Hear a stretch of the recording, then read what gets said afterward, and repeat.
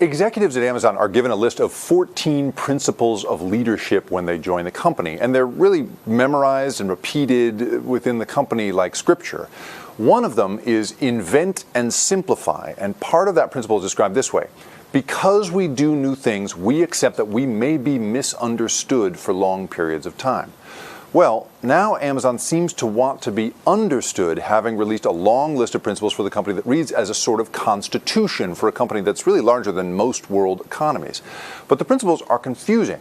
The principles simultaneously promise to protect the rights of immigrants while also promising to serve government and law enforcement clients who have used the technology to track immigrants.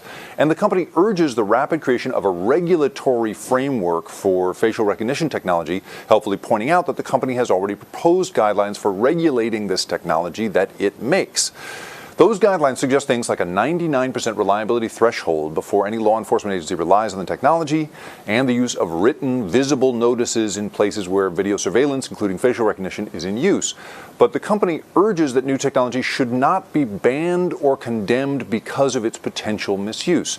Now, Amazon has taken a certain amount of heat for creating systems that can be used to identify and track individuals, whether by companies, the government, or the military. Its recognition product, which is a facial recognition system it sells to government and law enforcement clients, has been criticized as hanging guilt or innocence on a very brittle form of technology. In fact, shareholders and employees have petitioned the company not to sell the system to law enforcement or government agencies for fear of facilitating a world in which people are identified and tracked without the protections of due process.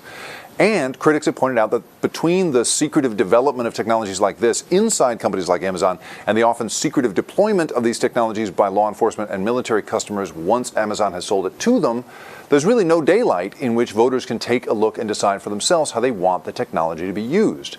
Now, in a world where this technology is being used all over the country and all over the world to identify and track individuals, and yet where only the company that makes the technology seems to understand it well enough to suggest guidelines for its use, it's not clear how these new principles will better inform a democratic debate over surveillance technology. The company does seem to have sensed that in this arena, it cannot afford to be misunderstood for long periods of time.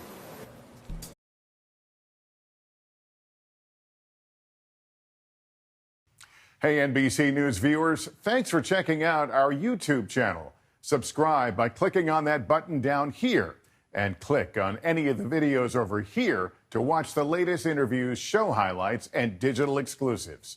Thanks for watching.